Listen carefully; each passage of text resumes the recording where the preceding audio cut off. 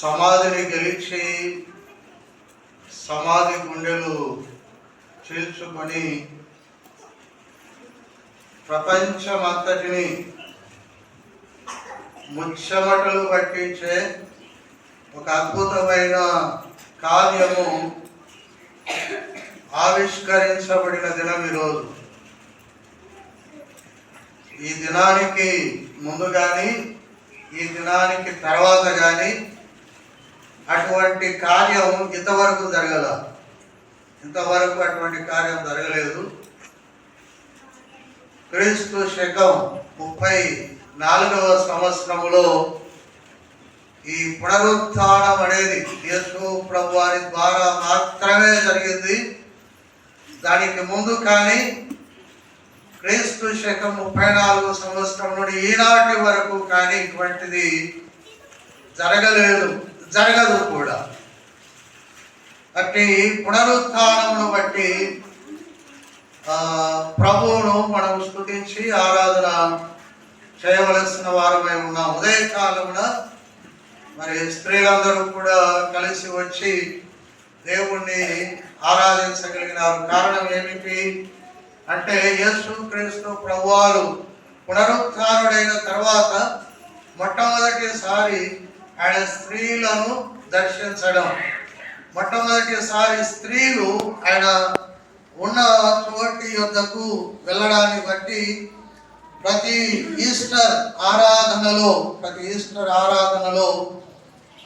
ఉదయకాలముననే స్త్రీలు వారికి దేవుడు అనుగ్రహించిన ఆధిక్యతను బట్టి ప్రతి సంవత్సరం కూడా వారు ఉదయాన్నే ఆరాధించడానికి ప్రయత్నం చేస్తూ ఉన్నారు, ప్రయాసపడుతూ ఉన్నారు. అత్యధికమైనటువంటి దీవెన ఆశీర్వాదము వారు పొందుకోగలిగేటువంటి అవకాశంలోనికి వస్తూ ఉన్నారు. ఉదయకాలమున ఆ పునరుత్థానానికి సంబంధించినటువంటి మాటలు మీరు విన్నారు. వినినప్పటికీ మరి కొంత సమయం ఈ పునరుత్థాన దినాన ప్రభువును ఆరాధించడానికి, ఆయన ఎటువంటి వాడో తెలుసుకొని ఆయనను ఆరాధించి ఆయనను గణపరచడానికి కొన్ని మాటలు ఈ ఉదయకాలంలో నేను మీకు జ్ఞాపకం చేస్తాను. ఆ మాటలు విన్న తర్వాత మనమందరం కలిసి ప్రభువును ఆరాధన చేద్దాం. మత్తయి సువార్త 28వ అధ్యాయము, మత్తయి సువార్త 28వ అధ్యాయము మొదటి 2 వచనాలు నాకు పలకండి. విశ్రాంతి దినము గడిచిపోయిన తర్వాత ఆదివారమున తెల్లవారుచుండగా మగ్దలేనే మరియయు వేరొక మరియయు సమాధిని చూడవచ్చిరి. మగ్దలేనే మరియయు లేడు, తాను చెప్పినట్టే ఆయన లేచి ఉన్నాడు. రండి, ప్రభువు పండుకొనిన స్థలము చూచి త్వరగా వెళ్ళి ఆయన మృతులలో నుండి లేచి ఉన్నాడని ఆయన శిష్యులకు తెలియజేయుడి. విశ్రాంతి దినమున దేవదూతలు అక్కడ ఉన్నారు.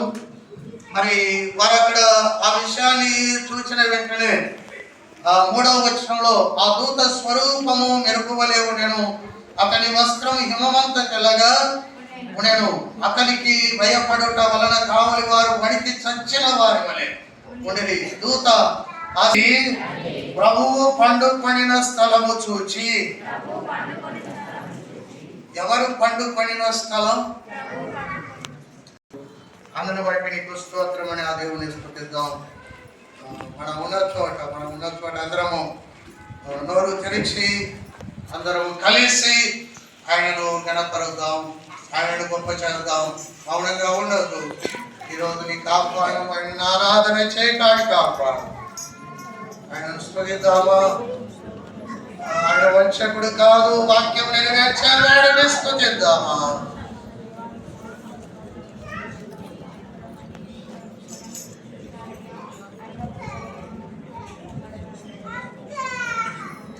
ఆయన పాతి పెట్టబడిన వాడు కాదు, ఎప్పుడు ఆయన ప్రభువుగా లేచిన వాడని ఆయన ఆరాధన చేద్దాం. చెల్లిస్తున్నాం నాయన. ఆనాడు స్త్రీలు ఇంకా చీకటి ఉండగానే సమాధి వద్దకు వచ్చినప్పుడు దూత ద్వారా సమాధిలోనికి వారికి ఆహ్వానం పలికిన వదను బట్టి నీకు స్తోత్రం.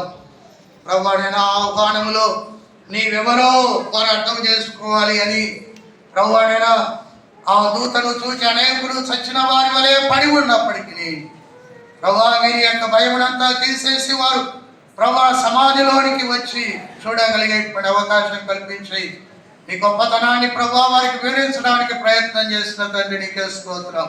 జ్ఞాపకం చేసినందుకు నీకు స్తోత్రం చెల్లిస్తూ దేవా, ఇటు దేవుడికి ప్రభువా నైనా మేమేమి ఇచ్చినా రుణస్తులమే కనుక తండ్రి మా అందరి కొద్దిపాటి స్తుతి ఆరాధన మీరు అనుగ్రహించినటువంటి రక్షణ పాత్రని చేత పట్టుకొని నజరేయుడైన యేసు నామమున సమర్పించి ఆరాధిస్తున్నాము తండ్రి.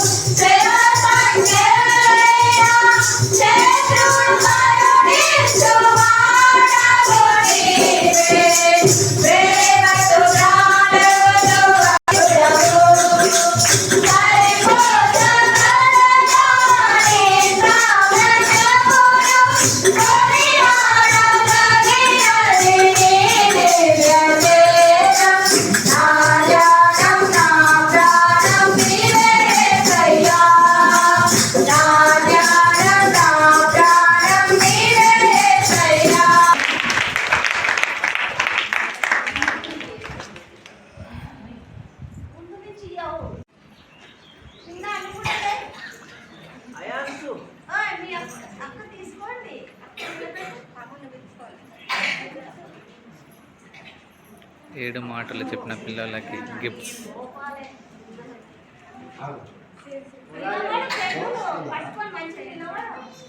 చూపారు, ఇచ్చిన వాళ్ళు చూపారు. పట్టుకోండి.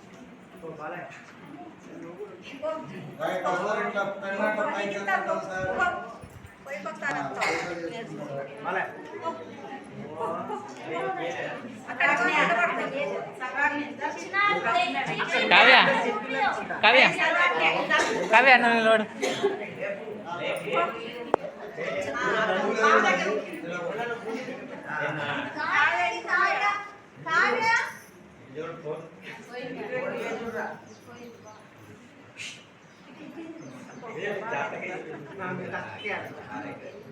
ఓకే